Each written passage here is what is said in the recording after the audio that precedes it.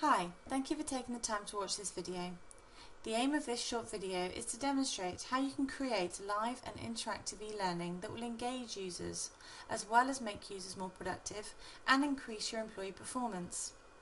Authoring tools, simulation tools, however you refer to them in your organisation, there is only so much you can do with them and only so much you can offer users. You are creating a simulation environment, and it is often difficult to keep users focused. If they aren't focused, they aren't going to learn and retain the information for when they need to put it into practice.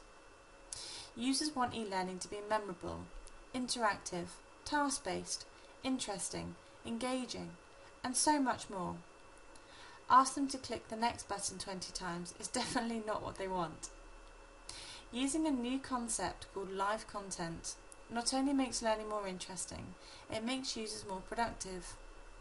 If you would like to teach users how to create a signature in Outlook, for example, instead of them having to watch a video, interact with a simulation, or read a piece of documentation, why not ask them to complete the task at the same time as teaching them how to do it?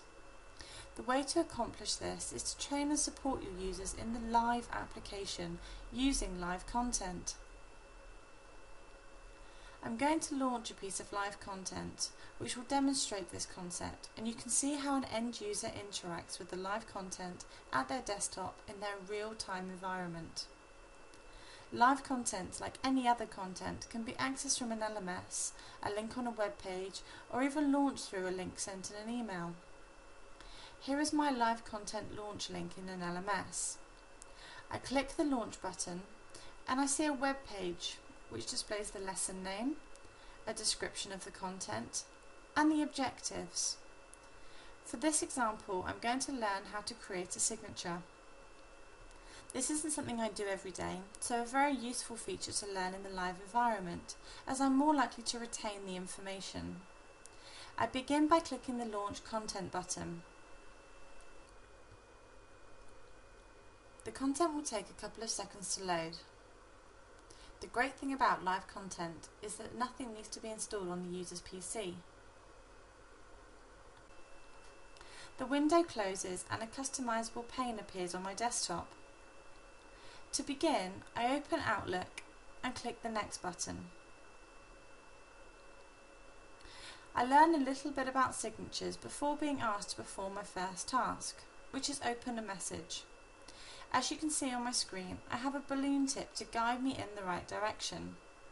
Once I have performed the task, the instruction pane moves on to the next step. It actively works with the live application. This isn't a clone of Outlook and there aren't any graphics being used. This is my live Outlook. Next, I need to click on the signature button on the ribbon bar and then click Signatures from the drop-down menu. Again, the pane has moved on to the next step. As I continue through the lesson, I learn the steps as well as performing the task. In this case, I have the assistance of the balloon tips. However, these are configurable and you can decide whether these appear for the user and for which controls they appear for. I enter my signature details. If I decide I want to navigate around the dialog box, the instruction pane simply waits for me to complete the next step. I'm in the live instance, so I'm not restricted in any way. All of the steps I perform as a user are being tracked so that they can be reported on.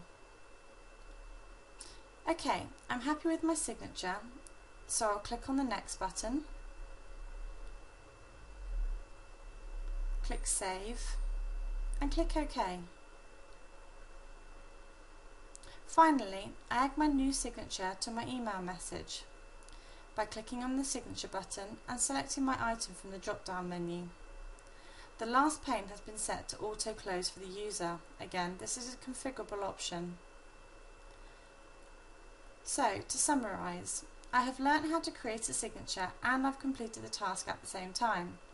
I'm much more productive as a user and I'm much happier as I haven't had to try and remember the steps that I learnt in the classroom or from a video or from a simulation. I also haven't had to ask a colleague or call the help desk, which we all do as it's much easier than finding the information ourselves. I still believe there is a place for simulations for basic topics. However, for more advanced topics, the live content has much more of an impact than taking a simulation.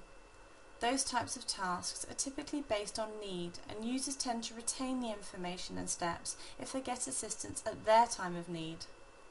Using the integrating learning with work concept will not only reduce the time to competence on applications, it reduces help desk calls and drastically reduces trainer time, as live content is quick and easy to create.